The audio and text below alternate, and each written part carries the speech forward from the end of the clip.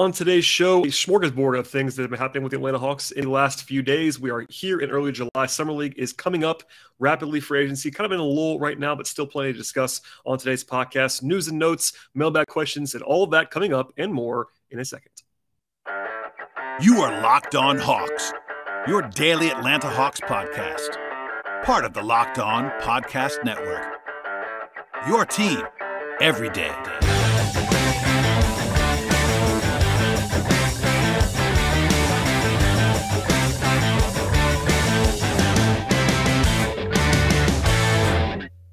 Hello, friends. Welcome to episode 1275 of the Locked On Hawks podcast.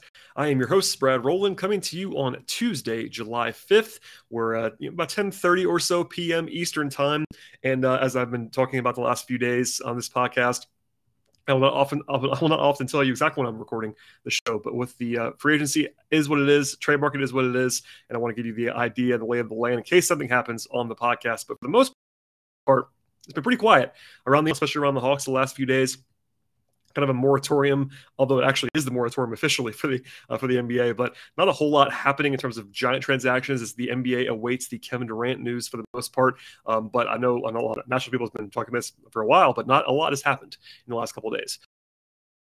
With that said, I have shows on the feed in recent days and weeks, really. It's been very busy since about mid-June on this podcast. As before we dive into today's show, I will just remind you that we did a crossover episode on Monday with Matt George of Locked On Kings, Kevin Huerter trade, all about Justin Holiday, and all of what transpired with that deal, all the ins and outs of that one. And then last week, full coverage of DeJounte Murray. So that acquisition has now happened and is now official. Of course, the Kevin Huerter trade happened at the end of last week. So news and notes, all that stuff coming up. And we'll cover the rest of what's happened. That questions at the end of the podcast. So we'll dive into a little bit of a shorter episode here on this Tuesday evening. But AJ Griffin is now officially signed by the Atlanta Hawks.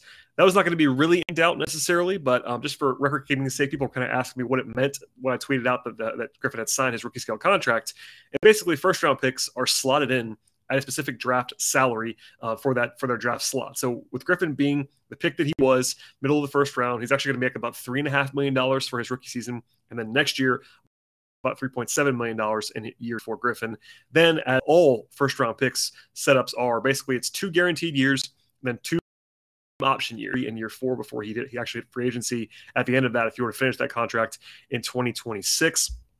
But basically, not a whole lot of mission is obviously, in addition to just having him signed and the comfort that comes along with that, is that Griffin cannot be traded now for 30 days. So if you don't remember this, I won't blame you, but it's been a last point. But the most famous instance of this is Andrew Wiggins signed his contract with the Cavs, 1 overall pick, before one signed with the Cavs, and then it became a not so subtle secret that he's going to actually be traded for Kevin Love at that point. But they couldn't actually do that deal until August because Wiggins had just signed and he was not able to be traded until the end of that 30-day window.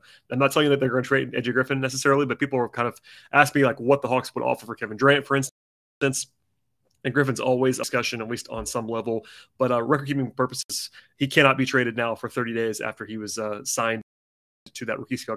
Beyond that, nothing else is a mystery. We kind of have been factoring in his draft slot and that money on my salary projections. All that is now going to be in the mix for Summer League, which begins for the Hawks, by the way, on Saturday in Las Vegas.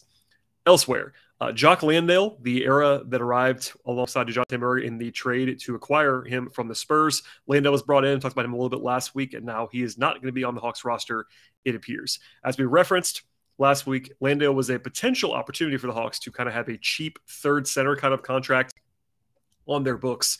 But it has been reported nationally that he has been traded to the Phoenix Suns, and many people have reported that deal happened. It has not been announced at this point in time. I can confirm, though, it was basically a swap for cash in exchange for Landale. People ask me why the Hawks would do that. Number one, they may not have wanted Landale in the first place. That's also part of the calculus here is that they kind of had to have him in the deal for Murray on a small guarantee to make the money work perfectly. And, well, I thought it was a potential opportunity. He, of course, played with the Hawks in Summer League a few years ago. The money aspect is part of this as well. It doesn't really help them on the cap. People ask me, does that money go on the cap? No, it does not. It's just money in the ownership's pockets, on probably covering just his salary and all that stuff. So kind of a harmless transaction in some ways.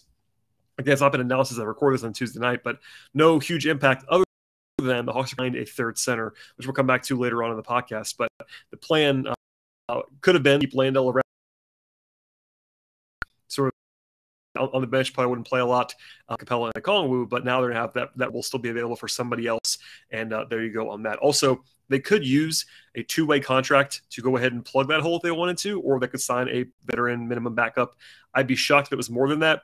Last year they paid more than the minimum for Gorgui Dieng, but if you remember that, it's because Okongwu was hurt and everyone knew it. And he was going to miss some time going into the season. So the Hawks had to have something a little bit more stable behind Capella.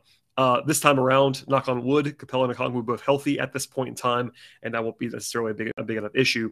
Also, Gorgui Dieng not available. People asking me if he was going to come back on the minimum. Gorgui just signed with the Spurs reportedly, so congratulations to him. Obviously, a guy that I enjoyed covering for a brief time, but it will not be him, obviously, coming back, and RIP to that era. I know Kevin Chenard, friend of the program, is a huge Gorgui Dieng fan. He's probably upset about this news, but Gorgui not going to be coming back to the Hawks, it appears, at this point.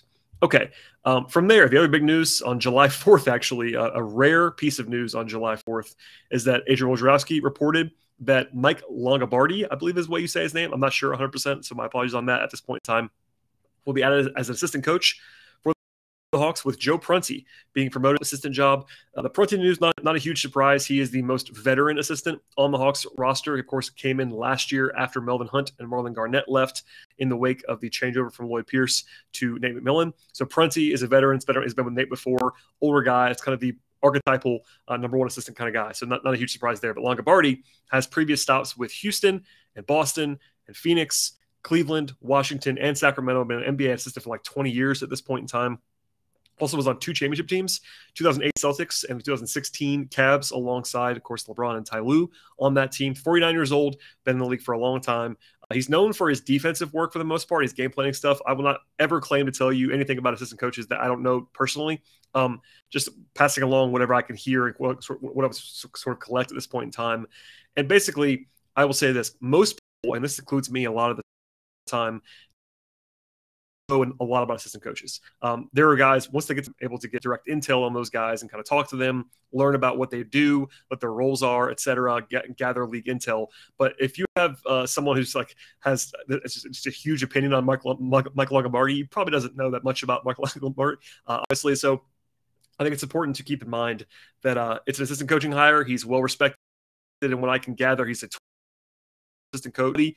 This staff, I think, was a little bit under in terms of what you would want last year in terms of just overall heft and craft under McMillan. So we'll see what happens in the future. The Chris Gent loss was a real one in my mind, not like an earth-shattering loss, but still something. He took the number one assistant job with the Lakers. That's a pretty big job. And you're losing that guy. But Longobardi is an established guy for sure. Some people necessarily did not love him in Cleveland, I've heard a few different times, but it seems to be valued by a lot of veteran head coaches. So not a huge surprise that Nate went in this direction, but I do think that he's someone to keep an eye on. People asking about the offense because Gent has an offensive pedigree and Longobardi is a defensive pedigree coach. That's a reasonable concern. Look, one of the concerns with Nate McMillan when they brought him back as the sort of taking the interim tag off of him is that Nate is not known for his offensive craft. He's a defensive coach. He's a culture building coach, a veteran guy that just kind of knows, but he's not exactly the most innovative offensive mind. So it would have been a little bit probably better in a vacuum to hire a number one kind of like offensive coordinator type on this roster. But I will say, when you have Trae Young on your roster, you don't necessarily have to have this great scheme guy. It would be a little bit interesting to see how they run with Trae and DeJounte Murray as those guys play together for the first time. But I think that it's not a huge concern. And ultimately, the Hawks defense has been their problem for really the entire Trae Young era for the most part, especially last year when they were so bad defensively. So maybe Longobardi has some ideas to implement alongside McMillan and everybody else on the staff. But we'll see, and that's at least the name that's now out there. And if the Hawks want to, they can just kind of run it back with that same group plus Longobardi in place of Chris Gent if they'd like to do that, or they can go with somebody else if they want to do that as well. Okay, before we get to a break, I want to tell you about our sponsors on today's podcast. Today's show is brought to you by Arcade 1UP. We have big news. The one and only NBA Jam is back. Arcade 1UP is the leader in at-home retro arcade games, and they're not only bringing you the best game ever, they've made it bigger than ever with a Shaq Edition machine. I've been a big NBA Jam guy for a while, really a long time at this point, and it's just fantastic. I'm not the only one that actually has this obsession either, and I'm thrilled to tell our audience that you can actually, once again, play hoops with NBA legends in this arcade classic. Jump across the court, set the ball on fire in one of the first sports games ever to feature real digitized NBA licensed teams, no fouls, no free throws, and no quarters required. Be with your friends and family through all new Wi-Fi leaderboards, making you more connected than ever. And you can pre-order now from arcade.com. It's arcade, the number one up.com. And if you do that, you have Arcade 1UP is the place for fun. They have classics like Golden Tee, Mortal Kombat, and many others. And if you check this out right now, they're giving away a free NBA Jam Shaq Edition console to a Locked On listener. Enter for a chance to win that console for your house at arcade1up.com/lockedon. That is arcade, the number one up.com/lockedon. You have until July 8th to enter to win the NBA Jam Shaq Edition console. Don't miss out. Enter today at arcade1up.com/lockedon. All right, and Summer League, for the most part, I'm going to hold off on until later on this week. The Hawks don't play until Saturday, which is a little bit strange because of course, you have San Francisco and the Summer League Classic there that's happened actually already over last weekend. Then right now, as I record this, Salt Lake City is happening, where the Hawks famously went a few years ago with Trae Young in 2018. But then Summer League in Vegas opens on Thursday, but the Hawks don't play until Saturday. So a long wait for Hawks fans to see their team in action. But so I'm going to hold off on most of my analysis on the roster. But the Hawks did release their official roster over the weekend. The headliner beyond the players is Nick Van Exel is going to be the head coach of the Summer League roster. This time around, Jamel McMillan is on the staff next to him, along with a couple of supporting coaches on the team. A bunch of names that I've already sort of touched on that were already sort of reported out there and were out there in the ether for the most part. But interesting name that I thought, at least I want to mention now, is Joel Ayayi from Gonzaga, former Lakers draft pick, ended up being on their two-way. He's actually on a two-way with them, then with Washington. That's a guy that I've always kind of liked and had him in my top like 40 in that draft a couple of years ago. So that's a pretty interesting name to keep an eye on. Also, College Park Skyhawks standout big man Justin Tillman is going to be on the team. He was very productive with College Park year. And then former number 60 overall pick by the Hawks, Alpha Kaba, is back for another run with Atlanta in Summer League. So some pretty recognizable names, and honestly, definitely a more talented and deeper Summer League roster than the Hawks have had for a while. Obviously, the attention is going to be paid to AJ Griffin and Sharif Cooper and Tyrese Martin, as it should be. Those are the guys that actually, quote unquote, matter. But there have been some lean moments in Summer League the last couple of years. If the Hawks guys kind of just prioritize those top players. This time around, there's some real depth of guys that people might recognize, might know, and there's more talent on this year's group than there has been at times in the past. From there, a couple people have asked me kind of what the state of the roster is. So a quick rundown here of the roster at this point in time, the big league roster, I should say. As of Tuesday, July 5th, the Hawks have 12 players under contract right now. I tweeted a little bit of this stuff previously. But Trae Young and Aaron Holiday at point guard are the obvious names. DeJounte Murray, Bogdanovich, Hunter, Justin Holiday, and AJ Griffin on the wings. Collins, Jalen Johnson, and Mo Harkless at the 4. And Capella and Okongwu at the 5. Those are your 12 guys on full contracts as of right now with the Atlanta Hawks. Now, no huge mystery there. Those are just guys that you can kind of bank on being around unless they're traded in the near future. Then they have Shawnee Brown on a two-way contract. Shawnee was brought back last year on a multi-year two-way. He'll be back. He's obviously a plug-and-play kind of supporting forward type. Gave him some minutes last year, etc. A guy that I liked. I actually like that signing quite a bit for a two-way contract. Then you have Tyrese Martin, who is his team's second-round pick from this year. He is not signed right now, but all signs point to him either being on a two-way deal or on a league minimum contract. That's usually what happens with second rounds at this day and age. So that's kind of the options there. Sharif Cooper is also probably going to be back. As of right now, though, he's a restricted free agent. So that's I'm not going to go through all the details again on that. I've talked about it a few times in the past. But I do think that Cooper is going to be back on the roster in some form, either on a two-way or back on a real contract. We'll see on that.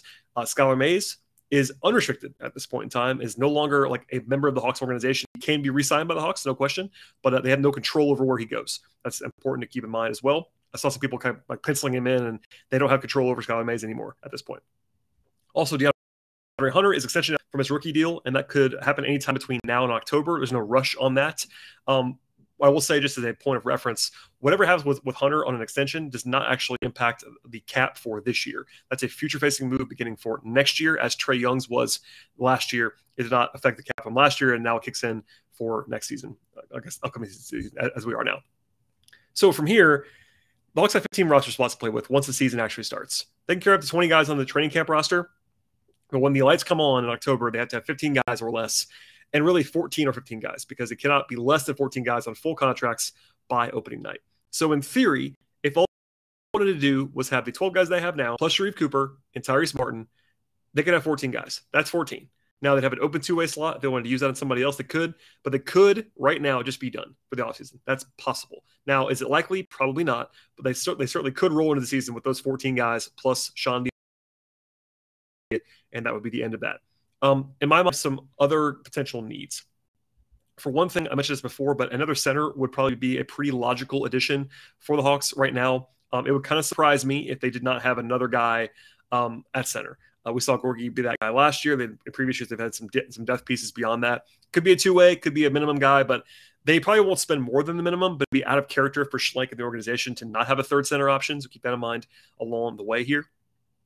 I think also you can't have too many wings at this point, so they can find somebody else who can really shoot on the wing. That'd be a good idea to find and kind of bring in for some depth, because as a reminder, Bogdanovich is going to have a delayed arrival to training camp potentially. And he's already recovering from issues with his knee. So I've said this before in the wake of the Herter trade, but Bogey is very important to this roster. He is by far their best wing shooter at this point, and obviously a guy they really need on offense and just for spacing issues and all that stuff. So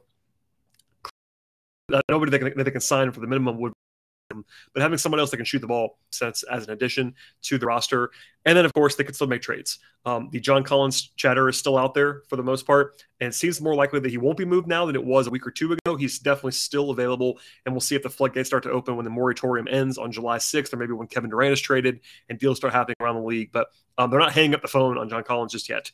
We'll see what happens there, but stuff is certainly up in the air at this point in time. From there, the salary stuff I've talked about a lot in recent days. I'm going to do one more refresher here to sort of in this down period without a ton of transactions. But as a reminder, the Hawks have those 12 guys that I mentioned before under contract for about $148.6 million. The luxury tax line is a shade over 150 at this point in time. So technically speaking, the Hawks are quote unquote under the tax right now. But as I said before, the Hawks have to have at least 14 guys on their roster. So when you put in even the minimum slots for those two players, they go over the tax. So they are slightly over at this point in time.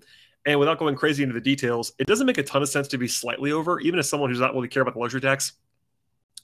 There's such a huge windfall for staying under the tax when you get revenue sharing from other teams that are going over the tax that teams don't generally do into the tax. You're either going really into the tax or you're not going into the tax, generally speaking. So if the Hawks are in this range, they'll probably duck under, and they probably should, just logically speaking. But alas, we will see how that goes.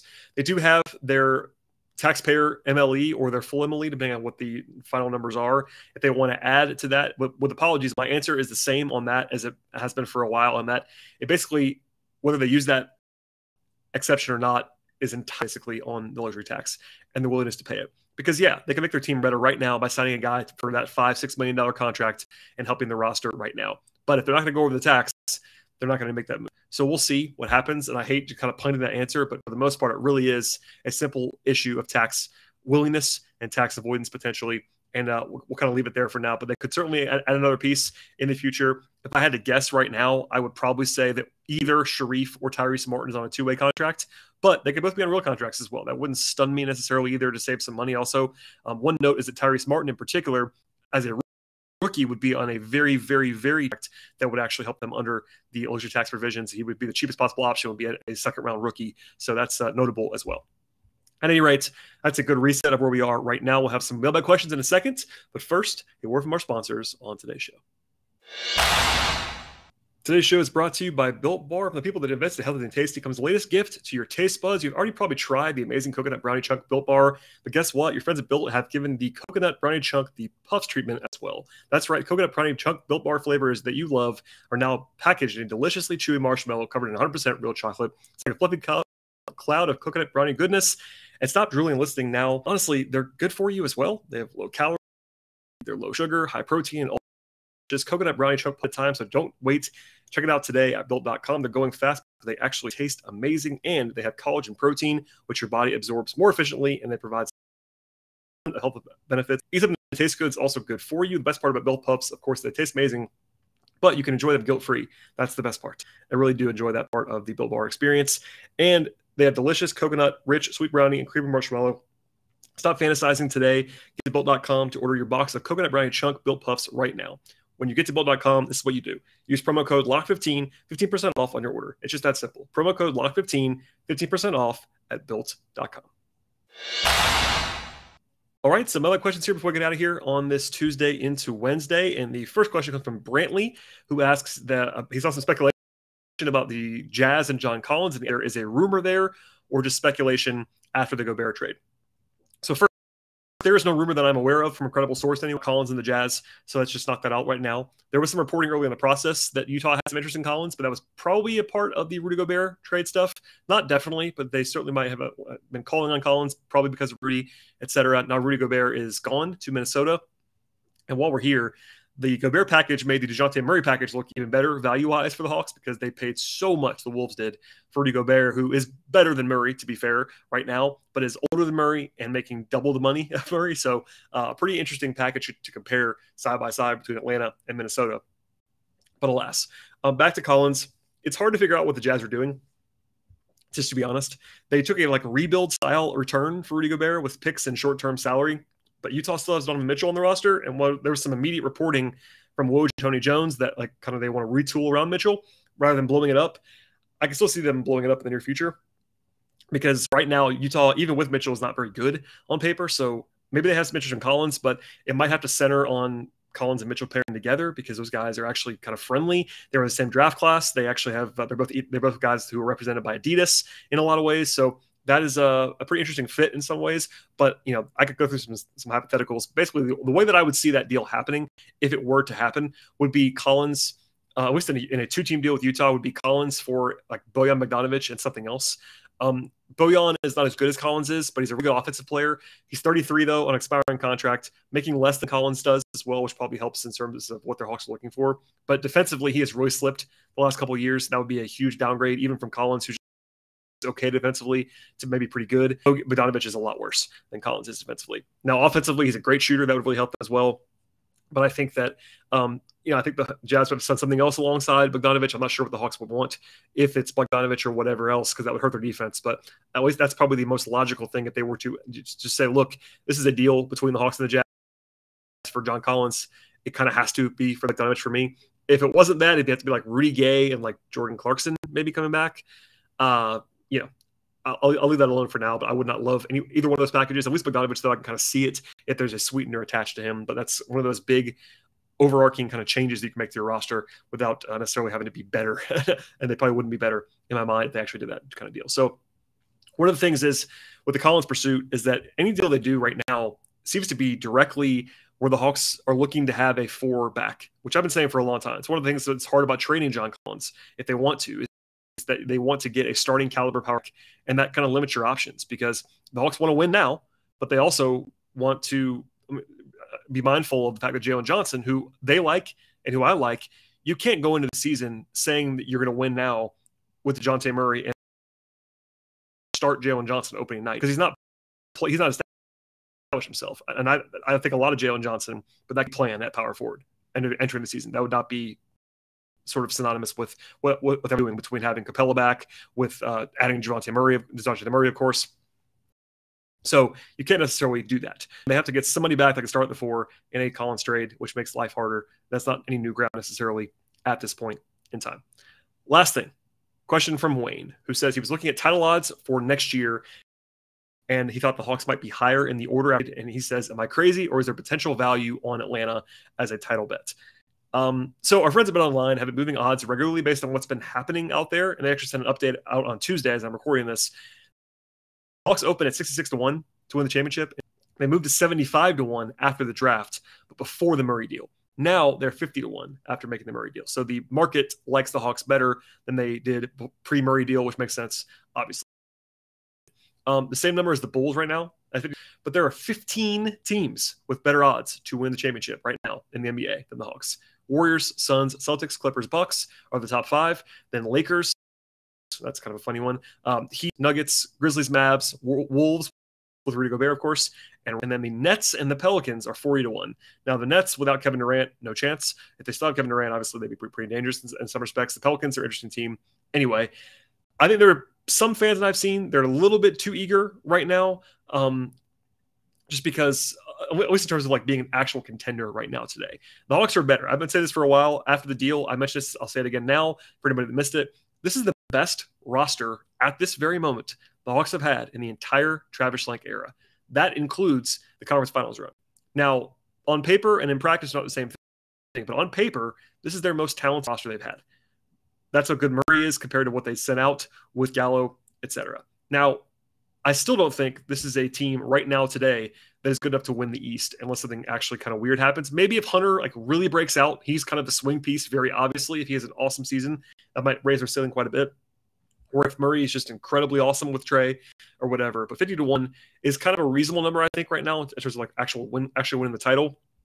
I do think, though, that there are some teams that the Hawks are at least as good as or better than that are actually ahead of them. So I think I'd have the Hawks a little bit higher in the pecking order, to be fair. And I think that once those win totals come out, like over-unders and stuff like that, the Hawks are going to have some value on their overs this year, I would imagine. I think this is a team that's going to win a lot of games this year, especially with their newfound second unit strength with Murray coming back to sort of back up Trey in addition to playing alongside him. And I think that, for instance, I'd have the Hawks for more wins than the Bulls and the Nets right now. They have similar projections. I think, pending KD decision, of course. And I think Atlanta might be as good as Toronto next year as well. Like that's a team that's like right there on the periphery. Clearly, the Hawks have some decisions to make still with John Collins or whatever the rest of the roster looks like. But I think this is a team that certainly can and should be better than it was last year. They can certainly challenge what they were a couple of years ago. The East is better now than it was 2 years ago when the Hawks made that run. That's also important to note. Like the Hawks beat the number 4 seed New York Knicks 2 years ago. That Knicks team would not sniff the top 4 in the East right now. So the landscape is different for sure. And like, for instance, like Philly is an interesting team. Obviously, the Hawks beat them in that playoff series, but they're different now with James Harden. PJ Tucker on the roster now, etc. Boston's a lot better than they used to be. Milwaukee's still right there. Miami just beat the Hawks soundly in the playoff series. It's also kind of a swing team, but the Hawks are going to have some challenges. They did pre-Murray trade and that sort of. I think it's a reasonable projection right now, 50-1 or so. I think that it might rise if they were to make another big move, but I think it's like not insulting. But also the Hawks probably could be a little bit lower potentially. And I'll be looking out for Trae Young MVP odds in the future, that's for sure. I think that's kind of a sleeper candidacy because if the Hawks do have a top 4 record, Trae might be a pretty sleeper. The numbers are going to be there always for him, and he's going to be a monster as he was already this year. And I'm also looking forward to Eastern Conference odds because that's actually even more intriguing to see where the Hawks stack up and all that stuff. But we'll get more of that coming up in the future, I promise. Hopefully that is sort of a tidy, shorter episode of the podcast. Mailbag questions, news, etc. We're going to have more Summer League coverage. I have a AJ Griffin podcast that I've recorded. It's going to run this week, I promise, at some point. And then maybe some Summer League preview content. And then after every game or so, I'll be recording live from Vegas about Summer League stuff. So please stay tuned. Please subscribe to the podcast via platforms of your choice. But Apple Podcasts is an option, Spotify, Stitcher, Podbean, any of those places, and also YouTube on the video side. Subscribe and review and comment, all that stuff on all those platforms as well. I really appreciate the support. Follow me on Twitter at BT Rowland. Follow the show on Twitter at Locked On Hawk. We'll see you later on this week.